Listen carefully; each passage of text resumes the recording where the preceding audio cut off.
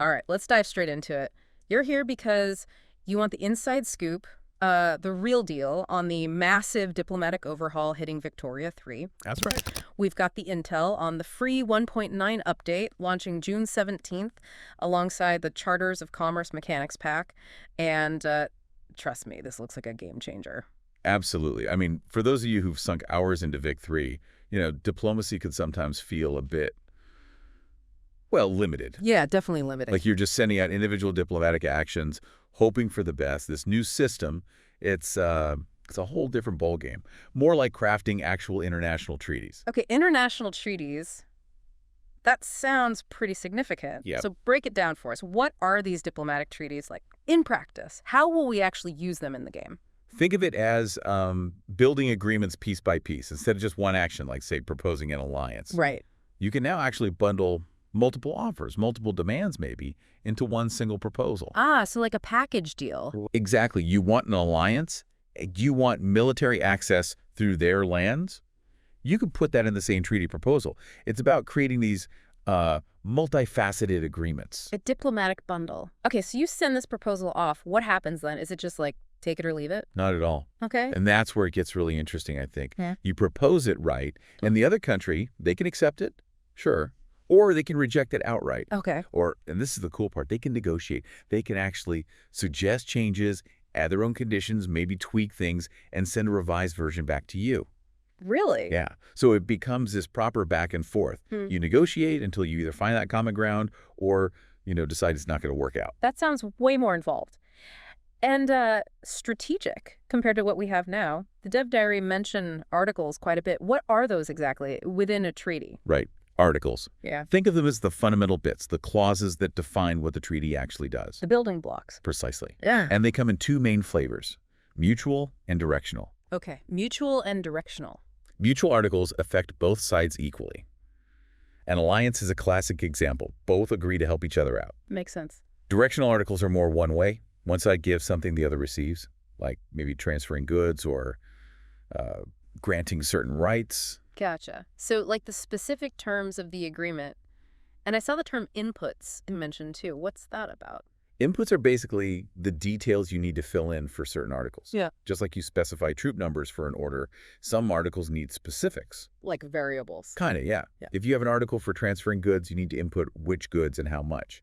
An alliance article, though, that's more straightforward, doesn't really need those specific inputs. Okay, that's becoming clear. So can you give us some examples? What kinds of articles are we actually talking about here? Well, a lot of the diplomatic actions you already know are being rolled into this. Yeah. So things like alliances, defensive pacts, even transferring a whole state is now an article in a treaty. Wow. And if you've got a sphere of influence, you can add articles like asking someone to join your power bloc or demanding investment rights in their country.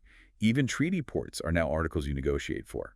So no automatic treaty ports just from taking land? Nope. It has to be part of a treaty article now. Interesting. So a lot of the old stuff is just structured differently. What's actually new then in the free update? Any completely fresh articles? Yes. 1.9 brings some key new ones. There's military access, which is pretty self-explanatory. Let your troops move through their territory. Useful. And maybe even more crucial for some nations, transit rights. Transit rights. Yeah, this is huge for landlocked countries.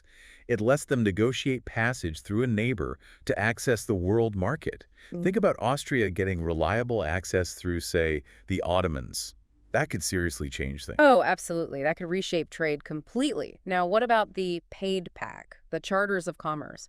What exclusive economic articles does that add? Right, that one's focused more on the economic side of things. You get articles like no tariffs on goods for specific items in world market trade. Ah, targeted tariffs. And no subventions on goods, subventions being subsidies, basically, again, for specific goods. Okay. There's also one to prohibit trade of a good with the world market.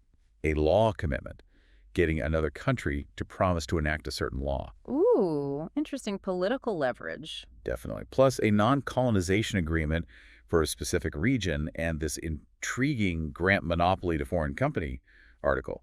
Though they said more details on that one are coming in the next Dev Diary. Okay, lots to play with there.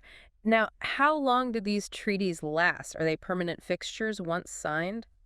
Not necessarily. When you negotiate the treaty, you also agree on a binding period. Could be 5 years, 10 years, maybe 15. Right. Once that binding period is over, either side can just walk away from the treaty. No penalties, no fuss. An expiry date, essentially.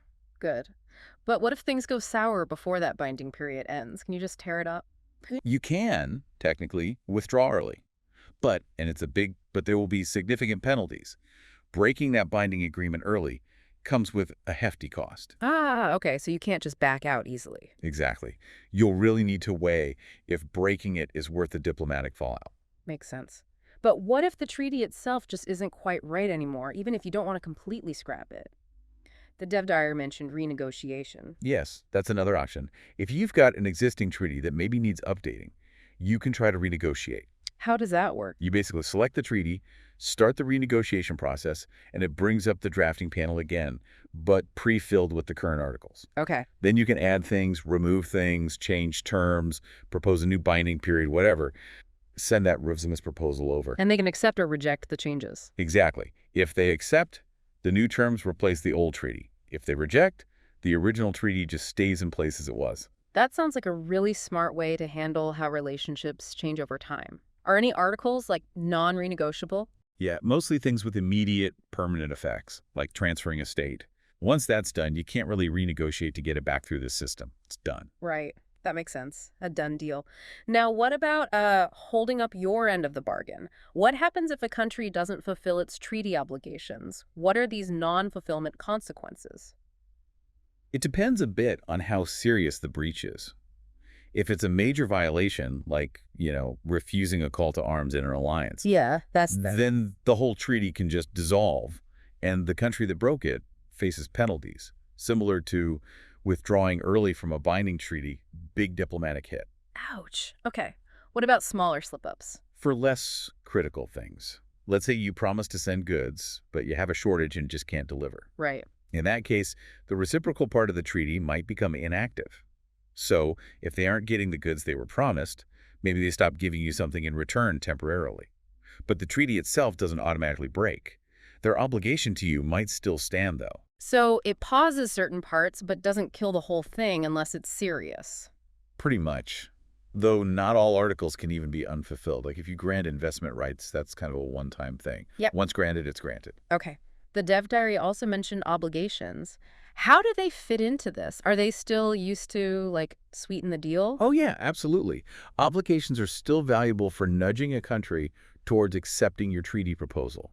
Makes them more likely to say yes. Good. But there's also a new way to get obligations from treaties. You can propose a treaty and frame it as basically doing the other country a favor. A favor? How? It means they might be less likely to accept it initially because maybe it benefits you more upfront. But if the treaty runs its full binding period successfully, with both sides fulfilling their parts, you gain an obligation from them at the end, like a reward for the successful long-term deal. Ah, interesting. A long-term play for influence. I like that. Yeah. What about naming these things? Are they just generic treaty names? They'll actually generate names based on the context, which is neat. And historical treaties will apparently use their real historical names. Cool. Plus, and I know people will like this, you can give your own custom names to treaties you sign. Nice touch for role-playing and keeping track. Now, thinking about the modding community, how flexible is this system for them? Paradox seems to have put a lot of thought into modability here. Modders will reportedly have quite a bit of control. Like what? They can define totally new articles, specify if they're mutual or directional, set up various inputs, quantities, goods, building types, laws, regions, countries, states, even specific companies apparently, Wow. and link those inputs directly to the article's effects. They can even combine behaviors, like having one article grant both military access and transit rights, though there are some technical limits there, and they can mod the non-fulfillment conditions too. Sounds like we're going to see some really creative stuff from modders then. Okay, finally, how do these treaties connect with diplomatic plays and maybe even war? Right, this is a really cool integration. The free 1.9 update adds a totally new war goal. Enforced treaty article. Enforced treaty article. Yeah. Certain articles can be flagged in the code as being enforceable through war.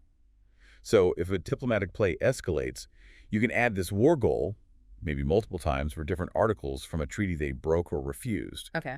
And if you win the war, The defeated nation is forced into a war reparations treaty containing those enforced articles.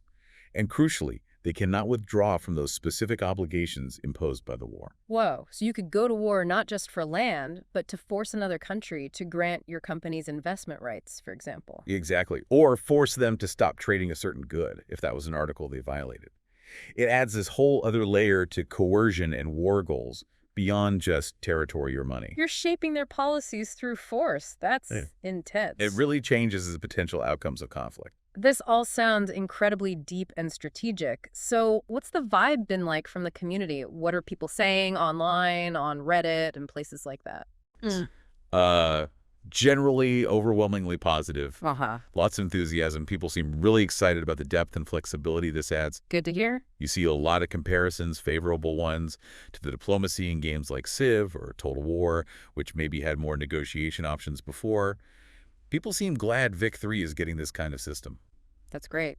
Any common, hopes or maybe worries being discussed? The main thing that keeps coming up is the AI. How well will the AI handle this? Ah, the eternal question. Right. Can the AI negotiate smartly? Will it be easy to exploit? People are hopeful but cautious, referencing AI issues in other strategy games. There's also a lot of hope that this system gets integrated even more deeply with peace deals and maybe the core diplomatic play mechanics later on. Make it even more dynamic. Exactly. And of course, there's always discussion clarifying exactly which bits are free in 1.9 and which are tied to the Charters of Commerce pack. Understandable. Okay, so wrapping up, it really feels like diplomatic treaties are set to fundamentally change how we interact with other nations in Victoria 3. Much deeper, more strategic. Precisely. It's a big step up, giving you a much more powerful toolkit for, shaping the world through diplomacy or setting the stage for conflict. A significant evolution for the game. And just that final reminder for everyone listening, the free 1.9 update, which has the core treaty system, and the Charters of Commerce Mechanics pack both land on June 17th. Not too long to wait now. So here's something to think about as you wait. With this new treaty system coming, what kind of long-term strategic alliances or maybe intricate economic webs are you most keen to build in your next game? How do you think this will fundamentally change your approach? Definitely something to mull over. And do check out the official Dev Diaries and community forums for even more detail. Thanks for joining us for this deep dive.